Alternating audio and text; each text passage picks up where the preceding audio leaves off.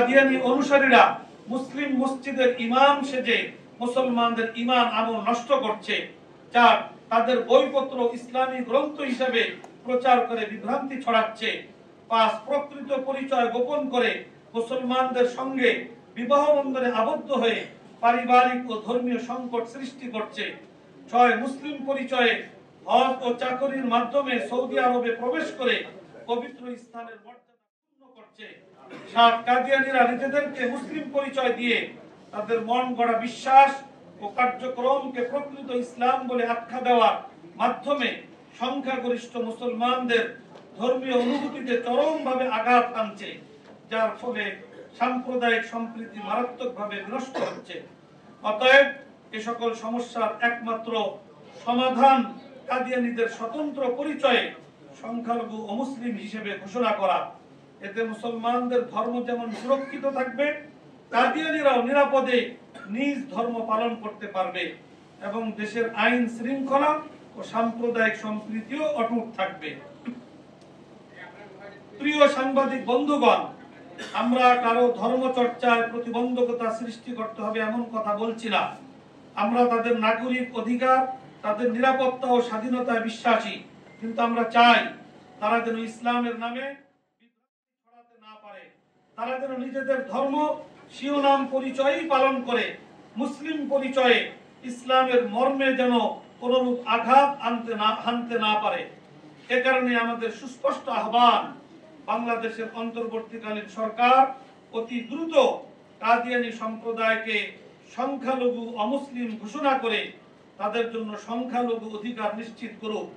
এটি কোনো বিদ্বেষ নয়, বরং এটি সংখ্যালঘু সম্প্রদায়ের অধিকার প্রদানের দাবি এবং ইসলামের সুরক্ষার দাবি, যা রাষ্ট্রের নৈতিক দায়িত্ব।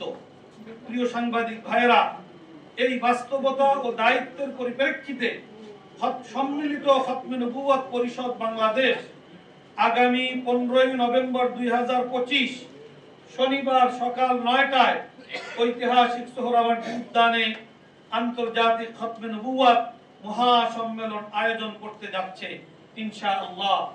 ইনশাআল্লাহ এই সম্মেলনে অংশ নেবেন দেশ বিদেশের খ্যাতনামা ইসলামী চিন্তাবিদ, বিশ্ববরেণ্য মুসলিম নেতৃবৃন্দ, কলেজ, বিশ্ববিদ্যালয় এবং মাদ্রাসার ছাত্র শিক্ষক, সমাজের সর্বস্তরের সকল পেশার লক্ষ লক্ষ তৌহিদি জনতা।